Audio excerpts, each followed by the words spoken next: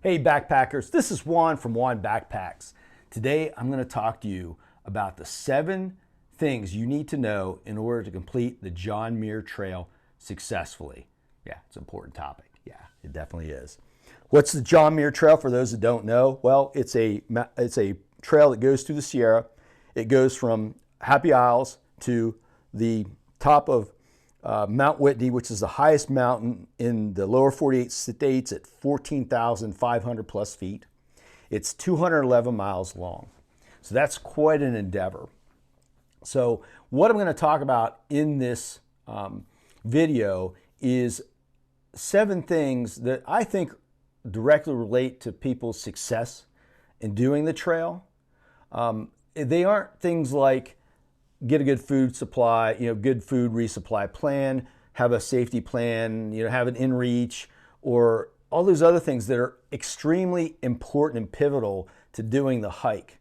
What I wanted to do was focus on some of those less focused on things, some things that are more intangible that maybe folks don't talk about that really, I think, contribute to whether or not a person is successful. So yes, you got to have all this planning, the right equipment, safety plans, certain knowledge in place, a daily hiking plan.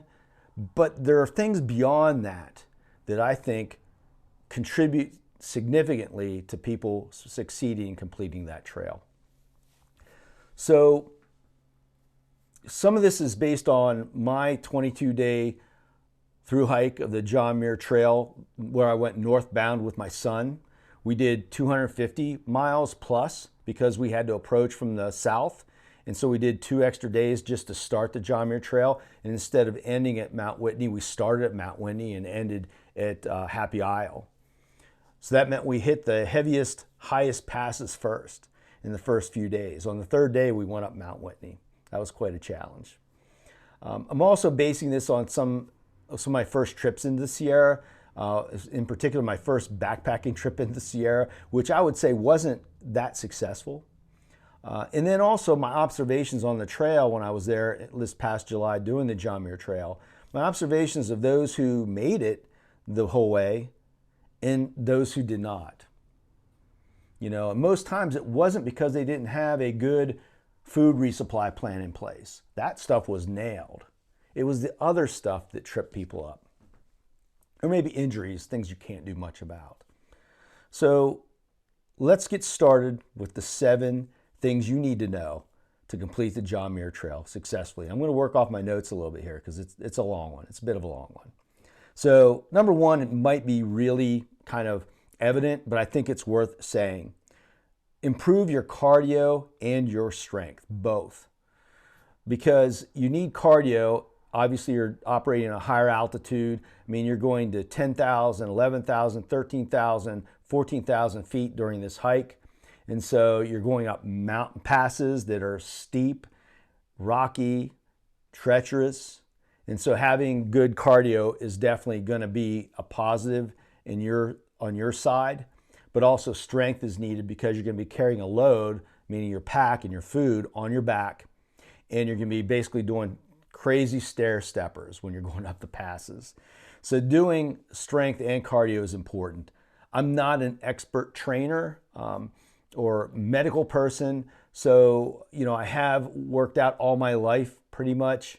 I was involved in a particular sport at a high level. And so I do kind of understand the importance of being prepared physically like that. And so what I would say to you is make some plan as you're getting ready to do the John Muir Trail far enough in advance so that you can have an impact on your overall fitness. Talk to your doctor about starting that fitness plan or embarking on a fitness plan, and then also maybe enlist the help of a trainer to develop a fitness plan for you, which wouldn't be an idea if you have resources like that. So I'd say get in as best shape you can get into as you're coming up on your hike. Don't wait till it's too late to have an impact on that, because I think that will improve your odds of finishing. So that's number 1. Number 2, reduce your pack weight. I'm going to just give you 2 examples here. Basically, when I did my first hike into the Sierra about 5 years ago. We went to about 10,500 feet. We did it pretty quickly through a pretty aggressive pass. I had about a 50-pound pack on my back, total weight, 45 to 50 pounds. And that's what I used in Pennsylvania, where the mountains obviously aren't as difficult. And when I got to Sierra, I will tell you that first day, I just was totally spent. And the real reason I was totally spent was just the weight was too much for me and in that environment. So literally, I had a lot of other issues after that, and we ended up ending the trip, not going as far as we were going to, and we ended up turning back before we got as high and as far as we wanted to. We're actually doing a fishing trip into the Sierra. So that taught me a lesson that in the Sierra, you have to travel light. I'm not saying you have to be a, dyed-in-the-wool, toothbrush handle cutting Graham weenie, which some of you may know that terminology. But I do think that you've got to seriously look at the things you're going to take, how much those things weigh, what's really necessary and needed to complete your hike safely, and then leave the rest behind, or find ways to do double use of your gear, meaning one piece of gear serves more than one purpose so that you don't have to have three pieces of gear to do three different things, or get gear that is lighter. So one of the ways you can work on this is, through ultralight backpacking forums. Sometimes they get a little, out there, but I think you can glean some things from that. I think that's important to do. But I think you do have to get serious about lightening your pack loads.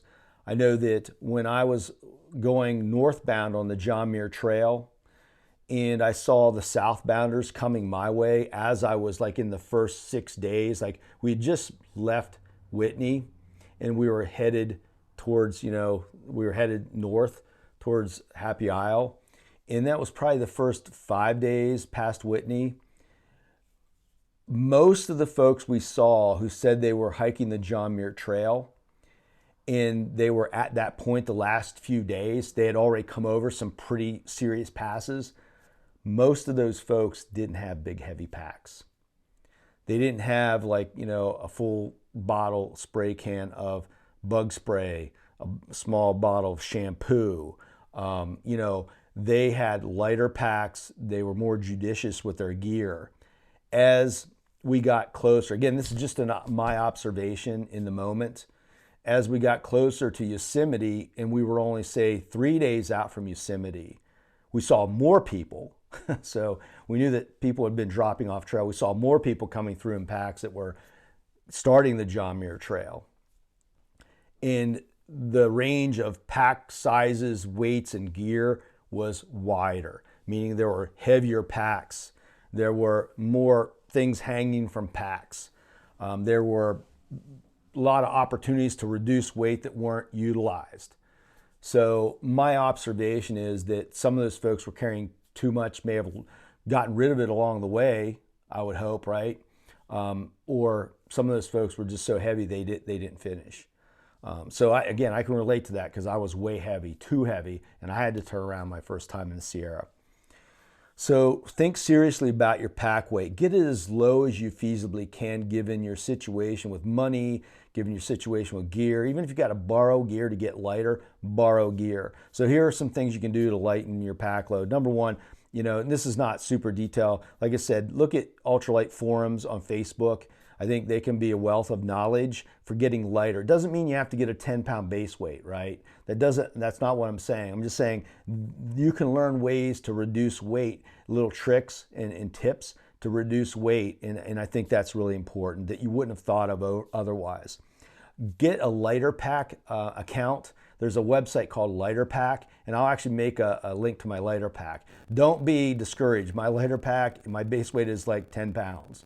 But I've invested many years in time to do that, and I'm getting old, so I have to hike with a lighter pack. I mean, I got to be honest, there was one young man that my son and I hiked with for a few days, on trail, and that guy had like a 45-pound pack, and that did not slow him down. I mean, he was a beast, and he could handle it. He could do it. But, you know, I feel like for the average person or the person who has a more sedentary lifestyle or job, you know, investing all that time into getting out on the John Muir Trail, you know, they may not have that physical ability to carry a 45, 50-pound load. And so you've got to think about that really long and hard before you come out there and try it, because you're investing your time and your effort and, you know, your stuff into doing this. So get a lighter pack account, put all your gear on there so you can see how much it weighs. Weigh it, you know, for $10 you can get a little scale that weighs out your gear, and weigh it, and, or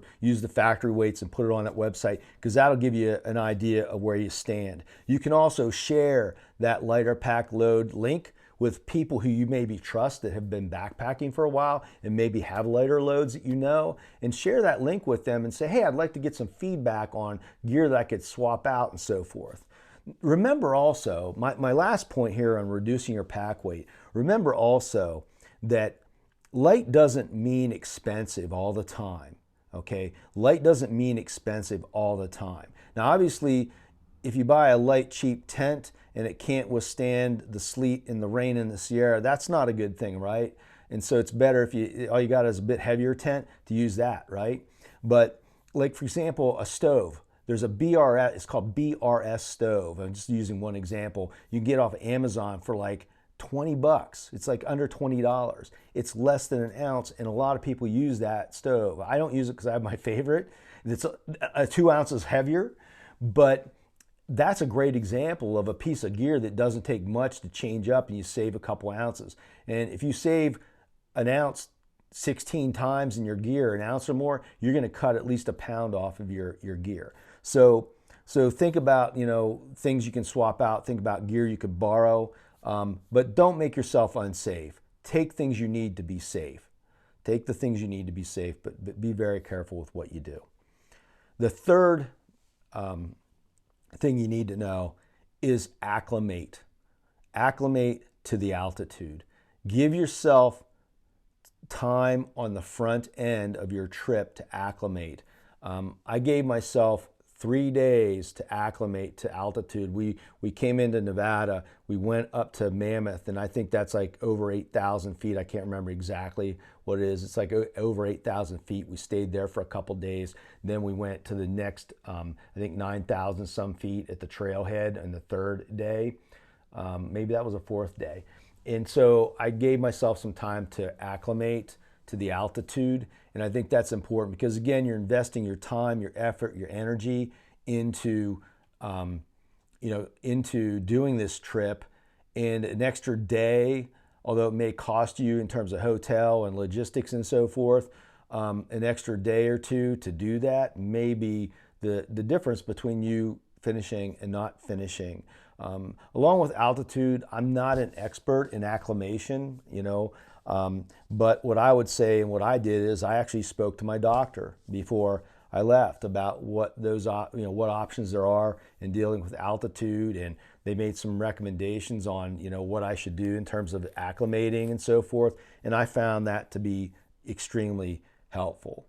Also, obviously, when you're out there, get familiar with the signs and symptoms of altitude sickness and the varying degrees of that, so that you can monitor yourself when you're out there. Again, I'm not a doctor, but I think it's good to talk to your doctor before you go, and also get familiar with those concepts and those signs and symptoms. So that's all I'll say about that. But give yourself time to acclimate. I think that's the biggest thing. Now, once you're on trail, the other number 4 thing you need to know is, I would say, start hiking early in the morning. When you're in the Sierra, especially in the summer, start hiking early in the morning. I know it's a bummer to get up sometime and to get motivated and moving early, but there are a lot of advantages to it, especially when you're hitting like kind of the July and August, like those really hot direct sunlight times of year. We woke up early in the morning and pretty quickly realized we weren't going to be cooking breakfast every morning, making oatmeal or anything like that.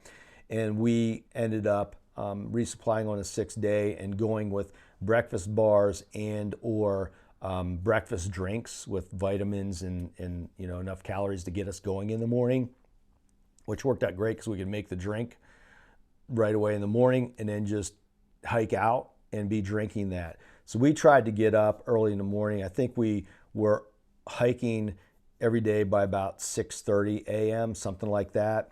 And so not super early, but definitely early enough. What you do when you start early like that in the Sierra, you get to hike in the cooler temperatures. And I think that's important because when you're hiking in the cooler temperatures, you're going to cover more miles quicker. I'm getting up there in age, and honestly, the heat really affects my ability to have speed when I'm hiking. But in the morning, I can hike faster, a lot faster in the morning. And so in those cooler temps, you got a few hours till that sun's really beaten down, and you can really cover a ton of miles in the morning. So it will help you get a jump on the day. The other thing it will do is avoid having to go up passes in the afternoon or later when the thunderstorms and lightning starts moving in the summer. So that's another important thing. And even if you're traveling during a time when there's snow and you got melting snow and post-holing, hiking early gets you across the passes without having to post hole either. So there's a couple advantages no matter what the situation is. So when you hike early, you're going to avoid the afternoon thunderstorms. You're going to be, going up passes earlier in the morning, and so you won't have that kind of midday heat pounding down on you and that sun beating down on you. And that's huge. If you watch a lot of videos about the High Sierra or about the John Muir Trail, you'll see a lot of comments about folks going up over there and the sun just beating down on them. And so I think that's super important in that way. So start hiking early. The other thing along with that is that get close to the passes. That was one of our strategies, to get close to the passes. So we only had like 2 or 3 miles to go to get over a pass or to get to the top of the pass. And that worked out great because we could get there in the morning as well. Hiking early in the morning also has really a third advantage, and that is that you arrive at camp earlier in the day. You'll have time to set up camp and relax, and that is awesome. We planned a lot of our days around being near water to be able to fish because we took some Tenkara fishing gear with us. And we would literally be getting into camp about 2 to 3 o'clock maybe at the latest every single day. And we would watch hikers going past us, but that's okay. Like, we had covered our miles we needed to in our hiking plan for the day. We were literally usually between, I think our longest day was 17 miles and shortest days were like around 10 miles. So we fluctuate a lot because we tried to hit water as our camp near water where we could fish. But you arrive at camp a lot earlier because you cover your days early in the day. That means you can relax, you can talk, you can cook dinner at a really nice pace once you set camp up. It was just really relaxing to do it that way. So I would highly recommend that. We actually stayed, we were coming from Pennsylvania. We actually woke up the 3 days we were in Mammoth. We actually woke up in the morning the same time we wake up in Pennsylvania, just so we could stay on that time clock. So when we hit the trail, we woke up early and it didn't matter. It was the normal time we were used to waking up at. So just a little side note there. So that was number 4, start hiking early. Number 5, hike at your pace. Listen to your body, basically. I'm getting up there. My son is younger. He's around 30. I'm 55. Don't mind saying that. I think I'm 56 now, 56. And, listen to your body. Don't push too hard. Pace yourself. So when you pace yourself, you will avoid injuries. So if I start out of the gate, I'm just pushing really, really hard up a pass, and I'm pushing across flat really hard, and I've started early enough that I know I can get my miles, there's no need to push my body super hard, especially the first few days you're out there. So what I try to do is just maintain a pace at which I knew I could make my miles. And it's easy nowadays with watches and GPSs and all that stuff, and you can use your map to see what your ETA is on your projected campsite and miles. But hike at your own pace, because if you push it too hard, you start to get really tired. You're going to start making mistakes, and you could lead to an injury. The other thing that happens when you push way hard, like over your optimum, rigor, you're going to have a harder time recovering too for the next day. So I really tried to not push really hard. I actually had a certain heart rate that I just knew from experience where I kind of wanted to be, where I knew I wasn't like tearing my body down if I was pushing beyond that heart rate. And so, or I would be if I went beyond that. And so I just kind of kept myself in this certain zone, the whole time I was hiking. And I would back off a little bit when I found myself pushing too hard, and that actually helped a lot. My son, he can hike much faster than me. He was nice enough actually to hike behind me so that he wouldn't leave me in the dust. So that was nice. If you're hiking with somebody who's faster than you, I mean, yeah, you can say, hey, we'll just meet here. But we wanted to hike together. I mean, that was part of the reason we did the trail. And so he was good enough to hike behind me and just work at my pace, and that helped me a lot. Take breaks very often. The first several days on trail, I took a break every 45 minutes of hiking. I took a break, I stopped, and I took my pack off quickly, and I made sure I hydrated and popped a snack down if I was feeling depleted. So I did all those things, but I did it every 45 minutes, and then I was like, okay, we're leaving at this time. Then in 45 minutes, we're going to stop again. We did that for probably the first 6 days on trail or so. We stopped every 45 minutes. And as I felt stronger, we just extended that time. But I made sure that I stopped so I could drink and so that I could get food. Now, these aren't like long stops. You were just enough to stop, get a breather, get the pack off a little bit. I call them pack off breaks, and pop some food in, get some energy, and drink my electrolytes, and I was on my way. So that really also helped me kind of stay fresh and keep moving all the time without having to like just push and really be torn down and feel like I need to stop for the day. Instead, I just did this nice constant move out throughout the day, and I got stronger as each day went by.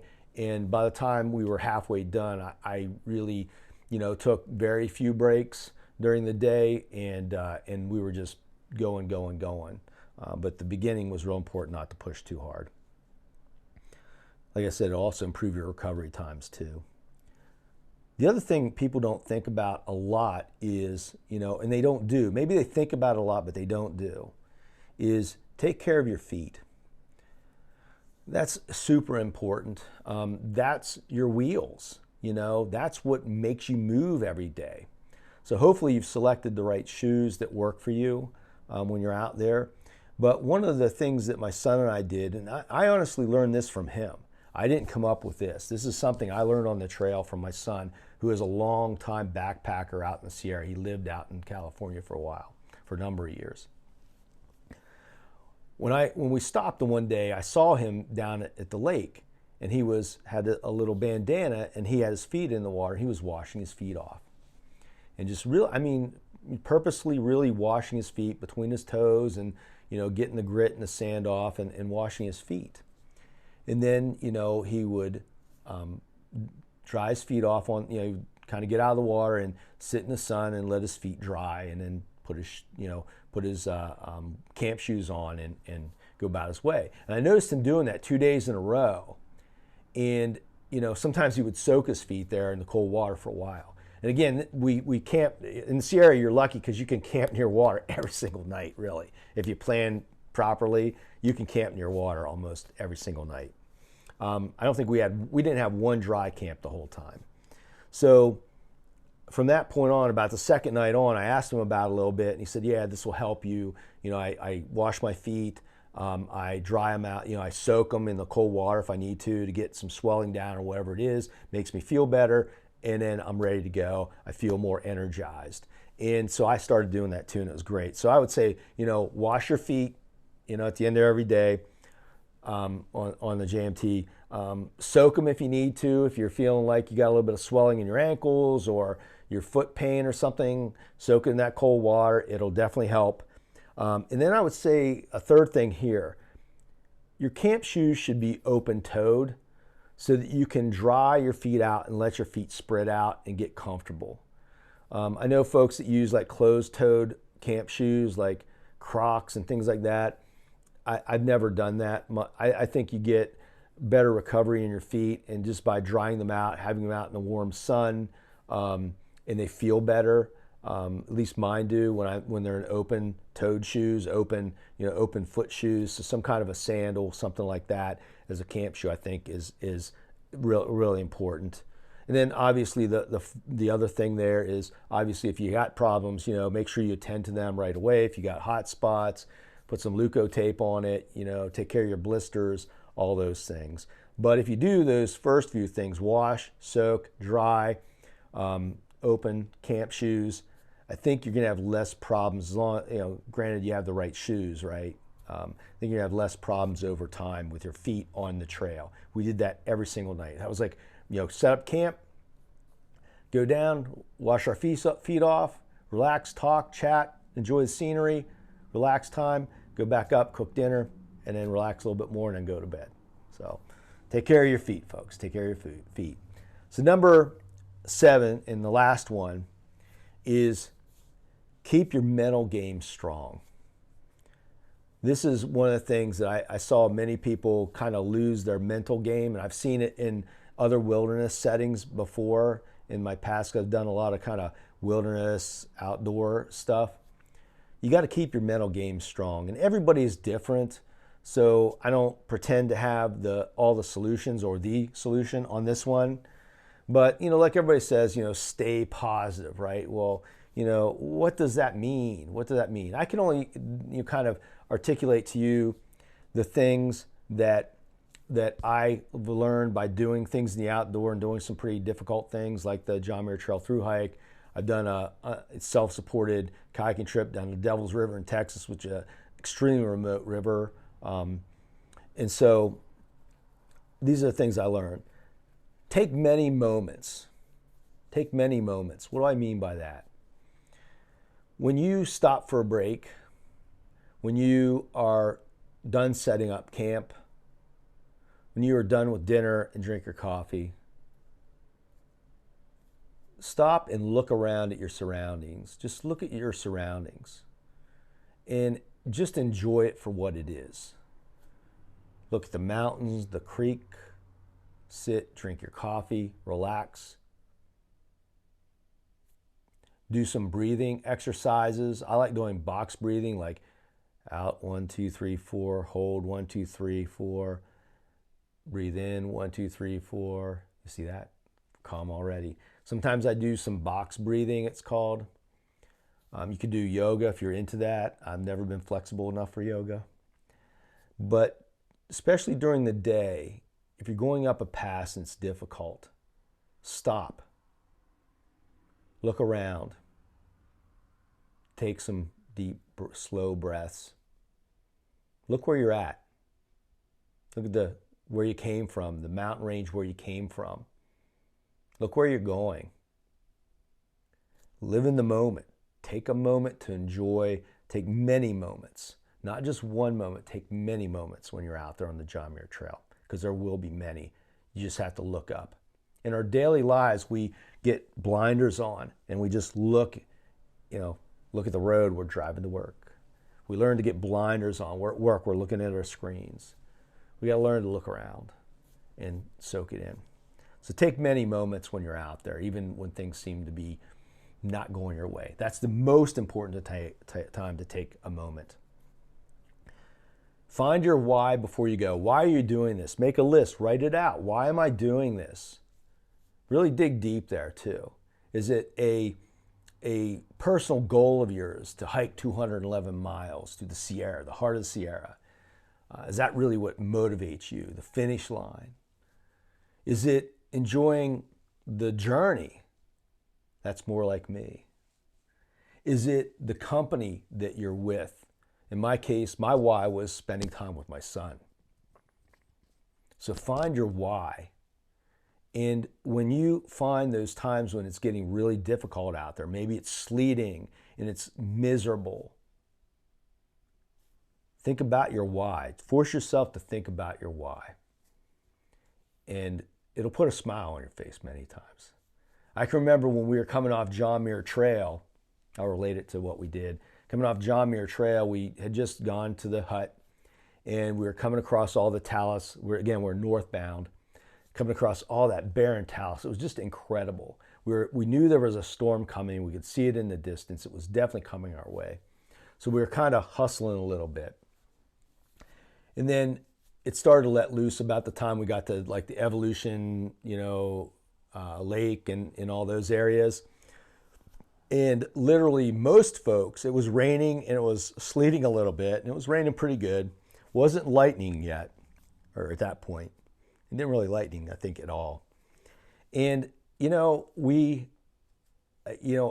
just realized that we were there and this was fun. It was cold. Most people had stopped. People were setting up their tents just for temporary shelters, donning their rain gear. So we passed several groups of backpackers. We basically put on our rain gear and said, this is why we came. Because we wanted, to enjoy it. We wanted to enjoy each other's company through the easy stuff and through this hard stuff. So we kept hiking and we enjoyed every second of it. So we turned what could have been, for some people say, you'll see videos, it's miserable, it's terrible, it's raining, this is the hardest thing I've done. I'm not saying it's easy, but I'm saying when you remember the why, and we remember the why we were out there, we wanted to experience nature. We wanted to experience the whole gamut of nature. We wanted to enjoy each other's company out there and do something with father and son. And it made it really easy. And we actually ended up having our best campsite in the whole trip at the end, near the end of that day when we stopped, because we were looking at some maps and we found this kind of thing that looked like it might be a good campsite, and it was incredible. It was overlooking a meadow. We were up on almost a cliff above a meadow. There was a creek rolling down through the rock where we were. It was full of golden trout, and we did some fishing after we ate. It was incredible. We set up the tent in the rain. We actually had I carried the tent. My son carried a tarp, so we were able to set up a tarp and cook underneath it. So we were pretty well prepared. So I have an ultralight tent. He has an ultralight tarp, and we both sleep in the same tent, but we have that tarp for those kind of situations because we kind of team up on our gear, and we enjoyed it. We did some fishing. We could walk down the steep cliffy area to the meadow and went down there and fished a little bit that evening once the rain subsided. It was the best campsite the whole time. And we never would have had that if we would have got down and said, oh, it's raining too hard and this is just terrible and we got to stop and blah, blah, blah. So keep your mental game strong by remembering your why and taking many moments on trail. That is my last and final tip or thing that you need to know for completing the John Muir Trail successfully. So I hope that was interesting and I hope it was helpful. Until next time, backpackers, get out there and do some hiking instead of watching these YouTube videos. It's probably going to be more productive. I just wasted about 30 minutes of your life there maybe. Hopefully it'll be helpful to some of you as you're beginning to think about your journey on the John Muir Trail. You can see that I enjoyed mine thoroughly, every second of it, and I hope that you do too. So until next video, take it easy.